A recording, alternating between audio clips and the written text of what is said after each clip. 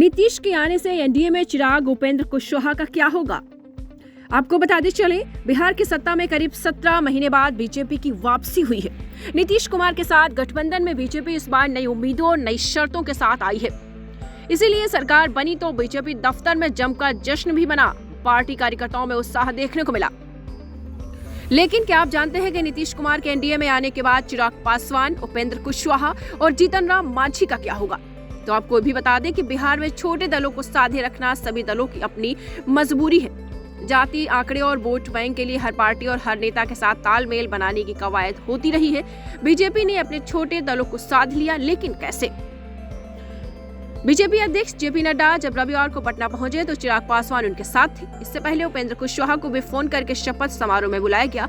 यानी बीजेपी ने अपनी ओर से साफ कह दिया कि नीतीश के आने से उन दलों की अहमियत पर कोई असर नहीं पड़ेगा जो पहले से ही एनडीए के साथ है। ये सब बीजेपी को इसलिए भी करना पड़ा क्योंकि पहले से ही ये चुनौती थी कि नीतीश कुमार आए तो गठबंधन के दूसरे साथियों का क्या होगा। ऐसा इसलिए भी क्योंकि चिराग पासवान का नीतीश से 36 का आंकड़ा रहा है। उपेंद्र कुशवाहा ने भी नीतीश से नाराज होकर अपनी पार्टी बनाई। इसके अलावा जीतन राम मांझी भी नीतीश को पसंद नहीं करते। लेकिन अब सवाल है कि बीजेपी ने इस चुनौती को कैसे पार कर लिया और कैसे सभी छोटे दलों को साधने में कामयाब रही। नीतीश कुमार की जब एनडीए में वापसी हुई तो ऐसी स्थिति में बीजेपी के सामने सवाल ये था कि सभी दलों को कैसे साधा जाए। लेकिन जब नीतीश को साथ लाने की रणनीति बनी तो सबसे पहले सहयोगियों से बात की गई। 28 जनवरी को दिल्ली में चिराग पासवान खुद अमित शाह और जेपी नड्डा से मिलने पहुंचे। इससे पहले केंद्रीय मंत्री नित्यानंद राय पटना में उपेंद्र कुशवाहा से मिले थे।